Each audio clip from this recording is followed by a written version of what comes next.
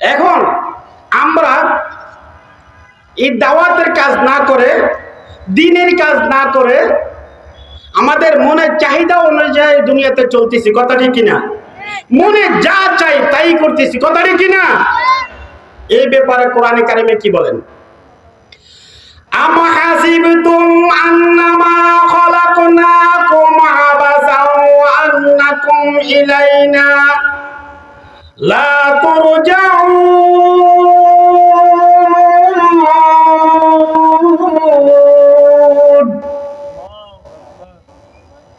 তোমরা কি মনে করেছো আমি এমনি তোমাদেরকে সৃষ্টি করেছি হেলায় খেলা রং তামাশা জীবন কাটিয়ে দিবে?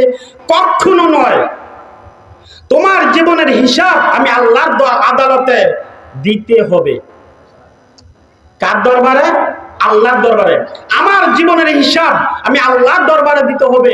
খেলায় খেলায় রং তামাশা জীবন কাটিয়ে দিবে এই জন্য দুনিয়াতে পাঠানো হয় নাই।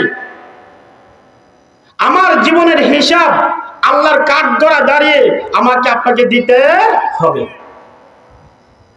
আল্লাহ রাসূল হাদিসে কি বলেন? হাসিবু ক্বাবলা আন তুহাসাবু ওয়াজিনু ক্বাবলা আন তুজানু। আল্লাহ তোমার জীবনের হিসাব নেওয়ার আগে আগে তুমি তোমার হিসাবটা মিলিয়ে নাও। আল্লাহ তোমার আমল ওজন দেওয়ার আগে তোমার আমলটা তুমি নিজে নিজে ওজন দিয়ে দাও। একটা উদাহরণ দিই, আপনাদের এই এলাকার দুধ দেনেওয়ালা গাবি নাই? নাই? দুধ দহন করার পর বালতিতে থাকা অবস্থায় মাপার আগেই মালিক একটা অনুমান করে কিনা? কি বলেন, করে কিনা? যেখানে 3 কেজি হইতে পারে, 3.5 কেজি হইতে পারে, একটা আইডিয়া করে কিনা? মাপার আগে একটা অনুমান করে, সে মাপটা নিজে নিজে অনুমান করে। আল্লাহ আমার আপনার হিসাব নিবে হাশরের ময়দানে। এই হিসাব নেওয়ার আগে আগে আমাকে আপনাকে জীবনের হিসাব মিলাইয়া যেতে হবে, মিলিয়ে যেতে হবে।